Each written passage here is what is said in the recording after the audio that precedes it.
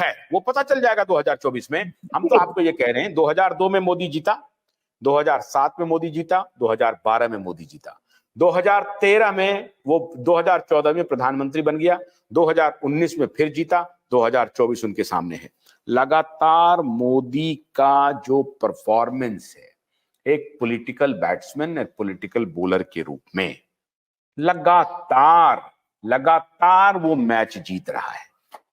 हम इस बात को आप जो कह रहे हैं कि नहीं उनका सब कुछ खत्म हो गया, ग्राफ खत्म हो गया, अभी तक का दुनिया का कोई सर्वे नहीं आया है जिसमें मोदी की पॉपुलैरिटी को नीचे दिखाया गया हो। दुनिया का कोई सर्वे नहीं आया है। अपोजिशन का भी जो सर्वे है इंटरनल, उसका भी कोई रिपोर्ट नहीं आया है। आप कह रहे हैं कि मोदी का सब चीज समझ में आ गया है और 200 सीट भी नहीं बीजेपी को मिलने वाला है।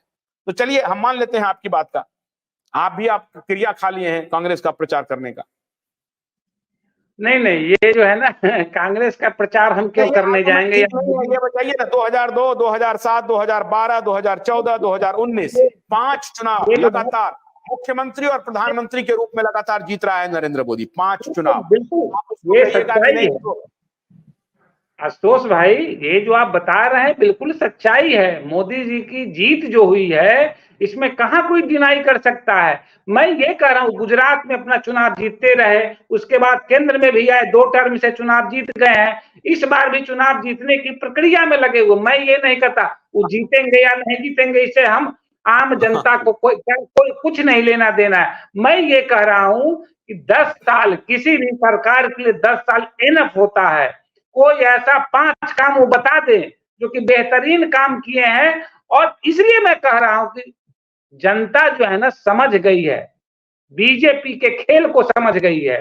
और प्रधानमंत्री व्यक्तिगत रूप से वो क्या करते हैं, क्या प्रदर्शन करते हैं, कहाँ उनका धार्मिक अपना चीज दिखाते हैं, वो अपना दिखाते रहे, क्योंकि धर्म पर कोई सवाल नहीं उठाएगा, आस्था का विषय है उनका। हो सकता है भगवान के प्रति, धर्म के प्रति ज्यादा लगाव हो, लेकिन पूरे देश में धर्म के प्रति क्या लगाव है, धर्म क्या किसको रोटी देता है, ये समझिए लोगों के समझ में बात आ गई है। मूल कहानी ये है कि भारत का आर्थिक विकास की बात आप करते हैं, लेकिन आर्थिक विकास कैसे होगा इसका कोई एजेंडा, रोड मैप लोगों के सामने है नहीं। मैं इसलिए बता रहा हूं कि ये एजेंडा नहीं चलने वाला है, धार्मिक एजेंडा इस देश पर। इस देश का मिजाज जो है ना दूसरे टाइप का रहा। मोदी आपको गिनाते भी हैं डेवलपमेंट का भी, तो आपको अगर नहीं समझ में आता है तो उसका क्या कर सकते हैं अपन। मोदी आपको गिनाते हैं इतने एयरपोर्ट बन गए, मोदी आपको गिनाते हैं इतने रेलवे ट्रैक का हमने नया किया, रेलगाड़ियां दी, इतने 150 से 200 स्टेशन जो है सो मॉडर्नाइज हो रहे हैं, बहुत हो चुके हैं। और अभी इलेक्ट्रिसिटी का अभी सोलर पावर के बारे में बोल रहे हैं कि आप ही से हम खरीदेंगे, आपको फ्री करने वाले हैं। अब मोदी डेवलपमेंट के ग्राफ को लेकर के आगे कह रहे हैं कि हम 5 ट्रिलियन इकोनॉमी पर जा रहे हैं, 3 ट्रिलियन हो गए हैं, दुनिया की तीसरी सबसे बड़ी अर्थव्यवस्था हम होने जा रहे हैं। तो ऐसी स्थिति में एक तरफ वो कह रहा है, आप कह रहे हैं कि सब प्रचार है। तो ठीक है, अब ये जनता तय करेगी आने वाले चुनाव में, आने वाले चुनाव में जनता तय कर लेगी। नहीं ये सारे सपने दिखाने की बात है। ये मैं ये कह रहा हूँ कि उन्होंने कहा रेलवे बनाया, हवाई जहाज बनाया, फलाना बनाया, टिमका जो भी बनाया होगा आपने, आम जनता के जीवन पर इसका क्या असर पड़ा? जिन सवालों को आप मुख्यमंत्री रहते हुए उठाते थे, क्या उन सवालों का हल आपने किया, उसका उत्तर दिया?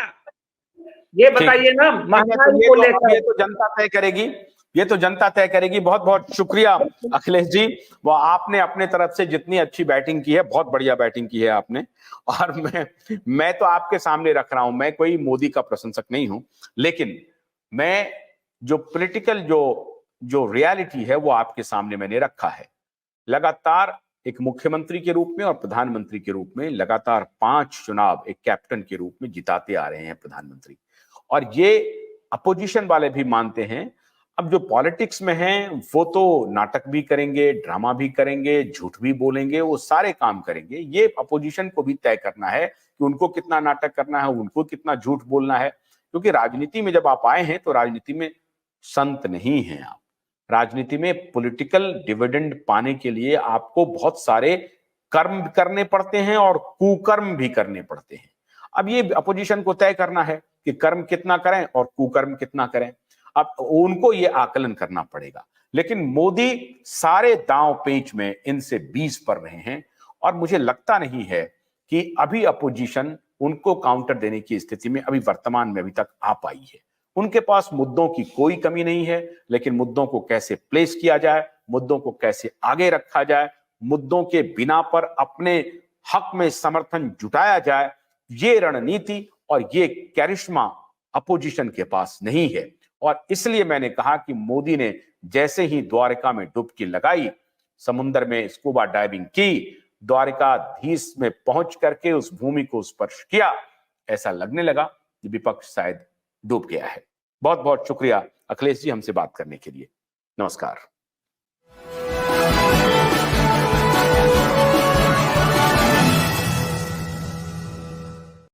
भोलानाथ का ब्रश कटर एक बैटरी से चलने वाली मशीन है जिसका चार्जिंग समय 3.5 घंटे है। इसे हम 6 से 8 घंटे बिना रुके चला सकते हैं। एक बार चार्ज करने पर ये 16,000 स्क्वायर फीट गेहूं, चावल, बजरा, जोवर के खेत काट सकता है, जबकि इसी कार्य को पेट्रोल ब्रश कटर 1,000 रुपए पेट्रोल का खर्चा करता है।